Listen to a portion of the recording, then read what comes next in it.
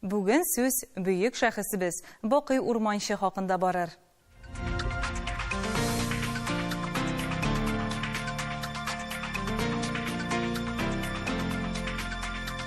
Исәнмесез, хөрмәтле тамашачыларыбыз.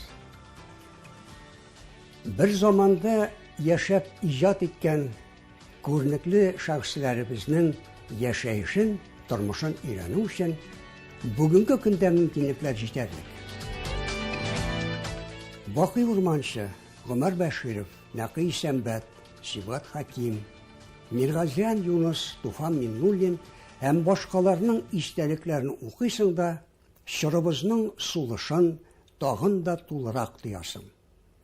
Ярый әле бәхеткә шундый язмаларны бертөкләп туплап, тиешле аңлатмалар белән тулыландырып, әзерләп бастырып, укучыларга җиткерүче Рәиф Мәрдәнов кебек галимнәребез бар. Күренекле шәхесләребездән Бакый ага Урманчыны искә алдым. Ул студияда оештырган тапшыруларда бик теләп катнаша иде. Хәтта сынлы сәнгатькә багышланган тапшыруларны да алып барды. Бакый аганы фотога төшергән чагында мин аның кулларына игътибар итә идем. Мәрмәр булып, мәрмәргә сулыш өргән кадерле куллар бит ул. Хәзер Бакый аганың көндәлегенә күчәм. 1968 ел, 24 сентябрь. Төш вакытында телестудиядан Клара Мустафина атлы хатын килде. Икенче көнне, 25 сентябрьдә ул булай язган. Телестудияда сөйләү белән көн узды. Сагышны татарчалап күрсәттеләр. Текстны үзем төзәтеп чыктым һәм үзем укыдым. Студия халкы бик мактанлар, яраттылар булса кирәк. Бу юлларны искә төшерүнең сәбәбе менә нәрсәдә. Чөнки бу вакыйгалар минем күз алдымда булды.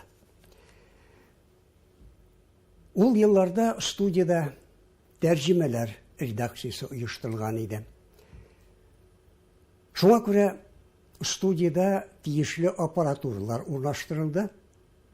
Тәрҗемә ителгән фильмнарны бер юлы параллель рәвештә татарчада, русчада күрсәтергә мөмкин иде.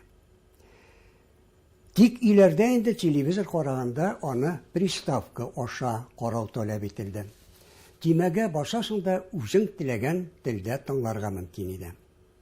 Ул заманда студияларны Мәскәүдән үзәк телевидение прокат буенча мультфильмнар, документаль фильмнар белән тәэмин итә иде. Кинохроника студиясында нәфис фильмнарны тәрҗемә итеп тәҗрибә туплаган Камал театр артистлары мультфильмнарны турдан-туры менә дигән итеп тәрҗемә итәләр иде. Документаль фильмнарны без дикторлар укый идек.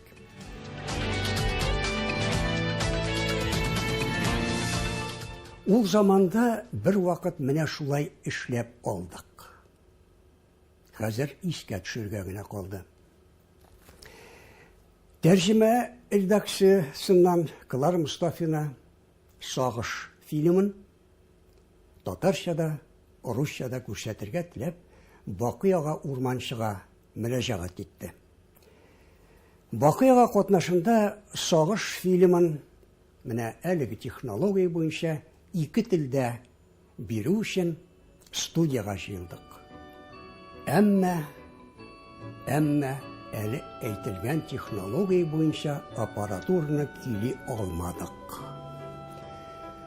Бакый алдында ничектер уңайсыз да булды.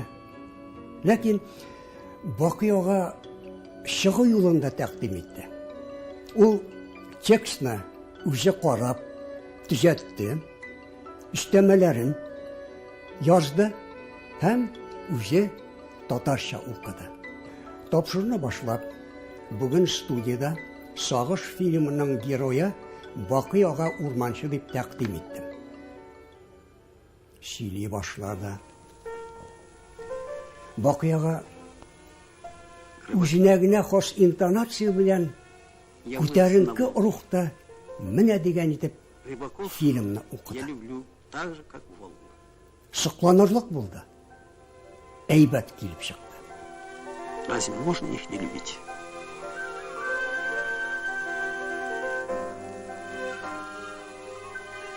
Назип Джиганов.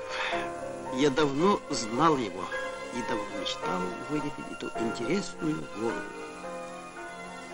Плотник братское сердце. Прозвище замечательное.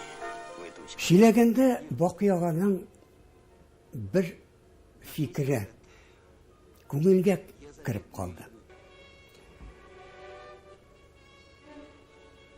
Кәеф бозылган чагында, илһам җитмәгән чагында мин сагыш белән гомер буе озак еллар дәвамында шөгыльләндем диде.